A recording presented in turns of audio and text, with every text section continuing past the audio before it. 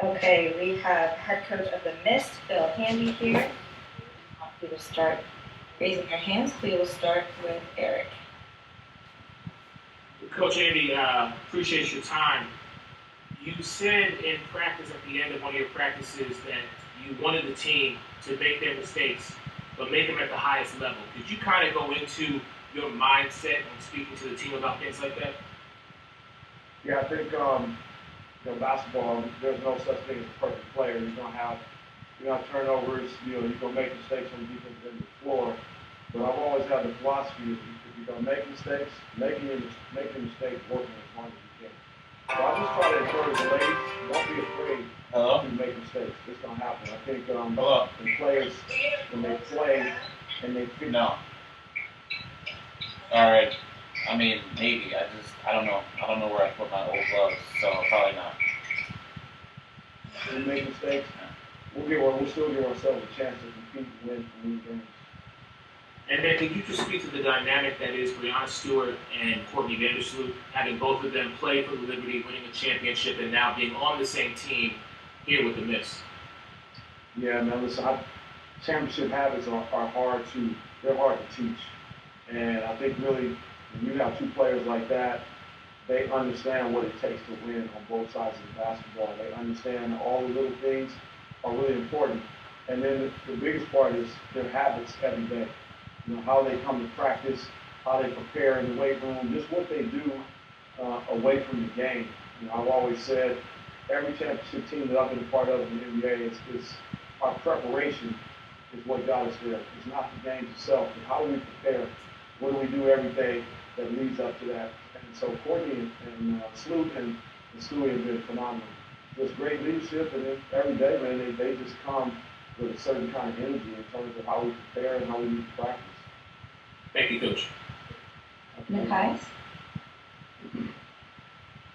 Hi, Coach. Hope you're doing well, first and foremost. I wanted to ask about the defense.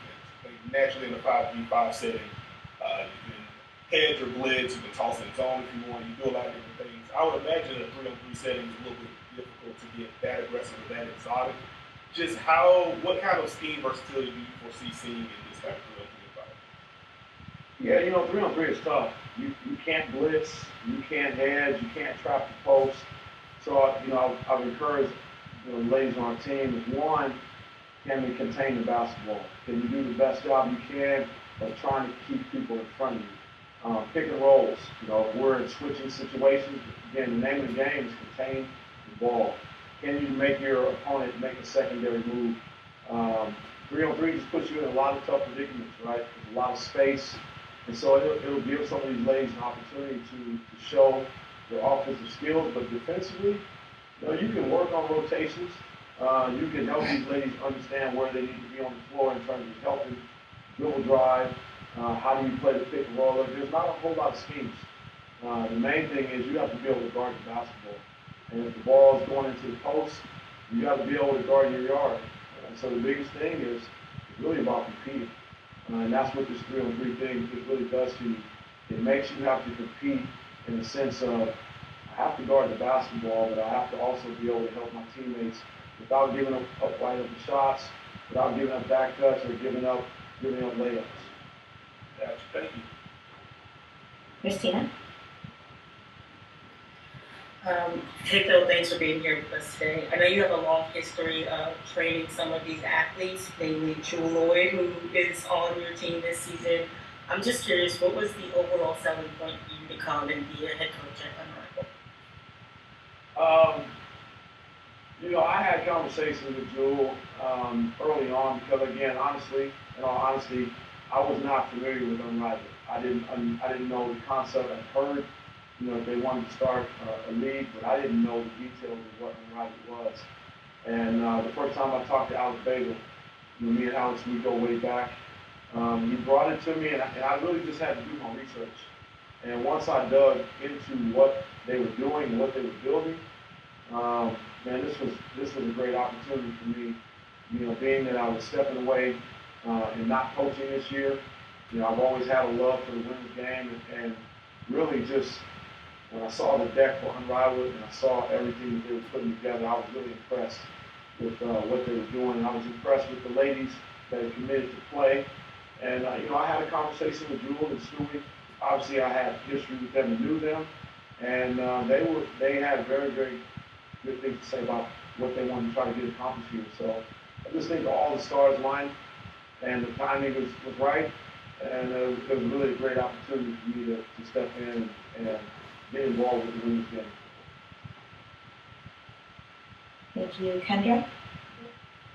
Hey Phil, Kendra Andrews with ESPN. Good to chat with you. I was curious about the team selecting process. Can you take us kind of into the conversations that you had with the other coaches as you were forming these rosters and, especially with not knowing which group you're going to be placed with, just what was that like in putting together the combinations of these players? Yeah, I thought it was a great experience. I mean, the way Unrivaled kind of set the table, they all followed us. We flew here to Miami, and we all sat down at a round table. And they basically put the players into pools, kind of pretty much by position. And so every player in a pool, in one pool, they could not be matched up on the same team. So us as coaches, we really, and there's some great coaches in this league that have had a lot of experience in the W, and they know these ladies, and I started doing my research. So we collectively just went through each pool, and we placed them on the teams, and we just started trying to mix and match and make sure that every team is equal. And again, the coaches, no one knew what roster they were going to have, so that took away any idea of, well, we put this team together this way. We were all shooting in the dark, but I thought we did a great job of just bouncing off of each other and talking about the talent that was in the league and trying to make the teams as equal as possible. Thank you. John Boyd? Thank you, Tish. Coach, two questions. You developed some of the best players in basketball, and I wanted to know what NBA comparison would you give for Kia Jackson, and what do you want to see her develop in this league from her game? Man, that's a great question. The first day Rakia was here, I said to Rakia, I said, I want you to think KD. And I really believe like her length, her ability to shoot the ball, and as she gets comfortable working on her handles and just working on different nuances of attacking defenders, to me, that was the first person that came to my mind. And again, I look at Rakia's her length and her ability to be able to shoot the basketball and create mismatches. I just think she has a really deep skill set. And over these next 10 weeks, I'm hoping that we can really help her kind of take a huge step and reach that ceiling. So that was the first player that came to my mind. But I just love her ability and how her length to where she can do a lot of different things on the perimeter and in the post. Thank you, Coach. Absolutely. Kevin? Thanks, Tish, and again, congratulations, Coach, on being coach of the Mist. My question regards to the dimensions of the floor. How exciting is it for you to kind of navigate the dimensions of the floor and use that to help utilize the team that you have? And what kind of schemes you could pretty much come up with from an offensive and a defensive perspective that help you gain some advantages with the roster that you have? Yeah, look, I think every team has an advantage.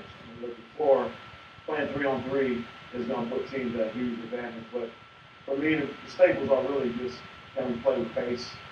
Can we be great screeners? Being free, right? Being versatile. I've always kind of believed that basketball players should be able to do everything. You shouldn't be limited in your skills. And 3-on-3 is a great opportunity for these ladies to be to be positions and play dynamic, versatile basketball. So being able to spread the floor when you need to, being able to create mismatches when you need to, in the post, on the perimeter. And the biggest thing for me is understanding how to play with one another. So on the ball, off the ball, understanding how to move in and out of space. I'm actually enjoying this whole process because when we teach the game from a coaching standpoint, a lot of what we do comes from 3-on-0 concept. So I'm really enjoying it.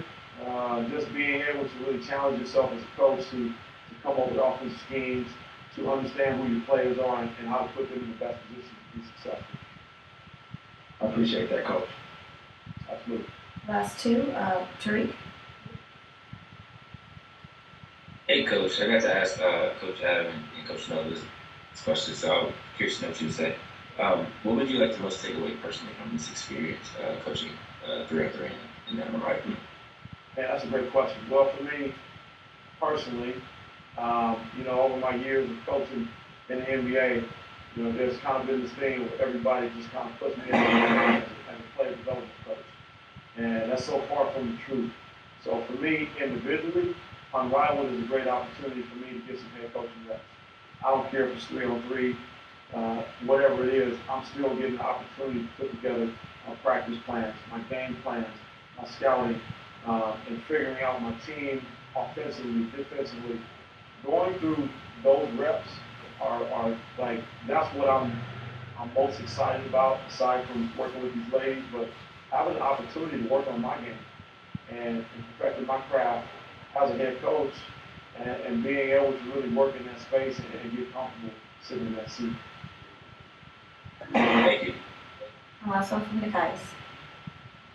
Just a quick one for you, Coach, and hopefully this isn't a bad question. Have you already kind of locked in who you foresee your starters to be? No, I haven't, because I really feel like any one of these ladies on my team will start.